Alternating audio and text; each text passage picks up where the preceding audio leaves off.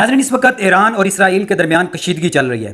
یہ بات آپ کو بتاتا چلوں کہ ایران جو ہے وہ اسرائیل سے 10 گنا بڑا ملک ہے، لیکن اس بات کا اندازہ نہیں لگایا جا سکتا کہ جنگ ہو گئی تو کون جیتے گا۔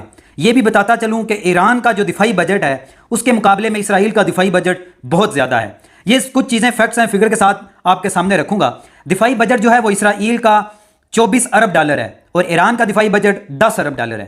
اس کے بعد حاضر سروس جو فوجی ہیں، اسرائیل کے پاس 1,70,000 حاضر سروس فوجی ہیں اور ایران کے پاس 6,10,000۔ اس کے بعد فائٹر طیارے اور اٹیک ہیلی کاپٹر جو ہیں وہ اسرائیل کے پاس 241 فائٹر جیٹس ہیں اور 48 اٹیک ہیلی کاپٹر ہیں۔ ایران کے پاس 186 فائٹر جیٹس ہیں اور 13 اٹیک ہیلی کاپٹرز ہیں۔ اس کے بعد بحری جنگی جہاز جو ہیں وہ اسرائیل کے پاس 67 ہیں اور ایران کے پاس 101 بحری جنگی جہاز ہیں۔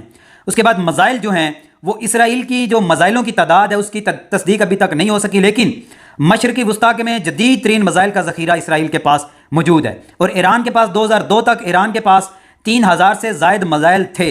ان میں زمین پر حملہ کرنے والے کروز میزائل شامل ہیں، اور اگر ان چیزوں کا موازنہ کیا جائے تو پھر یہ بات بالکل جو ہے وہ واضح ہوتی ہے کہ فوج اگر زیادہ ہے تو یہ بھی دیکھا جائے کہ اسرائیل کا دفاعی بجٹ بہت زیادہ ہے۔ دفاعی بجٹ بہت زیادہ ہونے کی وجہ سے ان کے پاس جو میزائل، ان کے پاس جو جنگی صلاحیتیں ہیں وہ ایران کی نسبت زیادہ ہیں۔ اگر یہ جنگ ہوتی ہے تو اس بات میں کوئی شک نہیں کہ اگر اسرائیل کو نقصان ہوتا ہے تو ناقابل یقین طور پر ایران کو بھی بہت زیادہ نقصان ہوگا۔